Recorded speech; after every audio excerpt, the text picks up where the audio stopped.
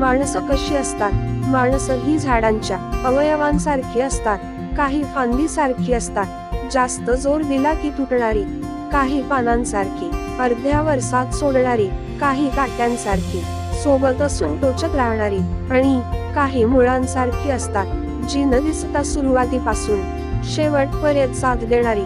अशी माणसं दुनियेत दुर्मिळ असतात, जी आयुष्यात आपल्या सोबत असली तर आयुष्याचं सोनं होतं. बघा, पटलं तर, नाही तर सोडून द्या. हे ईश्वरा, सर्वांना चांगली बुद्धी दे, आरोग्य दे, सर्वांना सुखात आनंदात ऐश्वर्यात. Please subscribe my channel, like my video and share my video. Please, कल्याण कर.